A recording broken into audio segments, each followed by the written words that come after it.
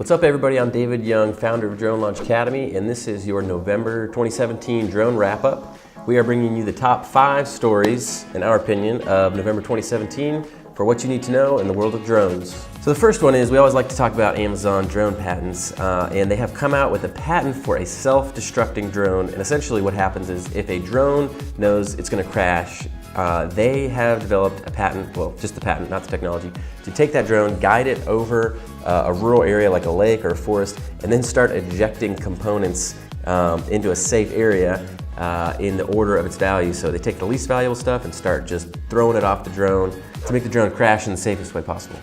Next, a company called DroneSeed raised $5 million recently to fund their company. The company takes really large drones that look like big agriculture drones, and instead of having a person plant a small tree in the ground, it takes a tree's seed and it shoots it into the ground with a CO2 gun that's loaded onto the drone.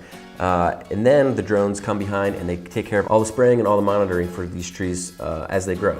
The company says that one person flying 15 drones of their DroneSeed drones could take the place of 360 manual labor hours in just one day. Now currently it's illegal for one person to fly 15 drones, but it's really cool to see that something like that could happen in the future. Next, we have an update on the regulatory side. Now in the UK, apparently they've come to an agreement on some drone registration regulations, where a lot of the drones now that consumers have will have to be registered similarly to in the US how commercial drone operators have to register their drones. Also in Great Britain, they are close to passing a law that would require drone operators to take and pass a written safety exam similar to the Part 107 exam that commercial operators have to use in the United States. The report we read cited that there were a lot of near misses reported by pilot unions, and so it was strongly supported by them. In Arizona, a drone carrying 2 cell phones and a whole bunch of marijuana crashed into a prison. Now, obviously you would imagine that someone was trying to take this drone and fly it into the prison to give some prisoners some contraband, but apparently they're not a very good pilot because they crashed it right into the ground and completely sold out their plan. Officials are trying to get fingerprints off the drone to see who it was that was flying the drone in there, and they said that whoever it was could potentially face, I think, 5 years in prison. So, not a great idea. And number 5, the popular drone manufacturer that I'm sure you all know, DJI, unveiled 2 really neat things this last month.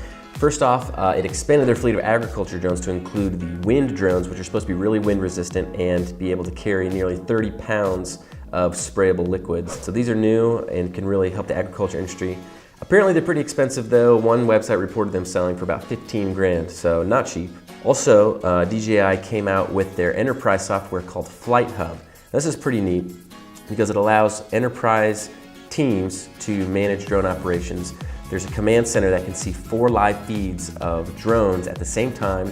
It allows a person sitting at a command center to monitor the live feed of 4 drones at once and monitor the data, telemetry data and other data from up to more than 10 drones at once.